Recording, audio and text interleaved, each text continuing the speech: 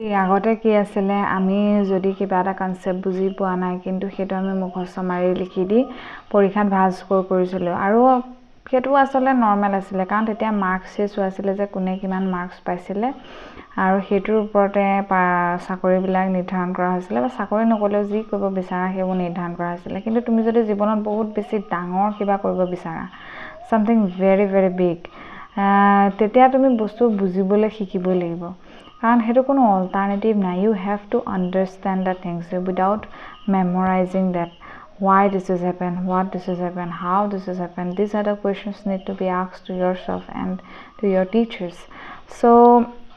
আগতে কি আছিল এনেকুৱা ধৰণৰ যদি মুখস্থ মাৰি কিবা এটা কৰিলে হে মেনুৱেল কামবিলাক ৰিপিটিটিভ কামবিলাক হে তেনেকুৱা ধৰণৰ ইন্ডিভিজুৱেলে ভালদৰে কৰিব পাৰে কিন্তু যিবিলাক ইন্টেলেকচুৱেল কাম যিবিলাকৰ চিন্তা শক্তিৰ প্ৰয়োজন সেইবিলাক কাম তেনেকুৱা ধৰণৰ পাৰ্সোনালিটিৰ ব্যক্তিজনে ভালদৰে কৰিব নোৱাৰিব গতিকে সেই যেতিয়া আৰ্টিফিশিয়াল ইন্টেলিজেন্স অহাৰ আগত সেইবিলাক কাম কৰিও মানুহে জীয়াই আছিল বা কোনো ধৰণৰ প্ৰবলেম হোৱা নাছিল তেওঁলোকে ভালকে ফ্যামিলি তো চলাই লৈ গৈছিল কিন্তু এতিয়া হেতু নহব এতিয়া সেইবিলাক কাম সব অটোমেটেড হৈ যাব এতিয়া তুমি আন্ডাৰষ্টেণ্ডিং পাৱাৰ বঢ়াবই লাগিব এতিয়া তুমি চিন্তা কৰিবই লাগিব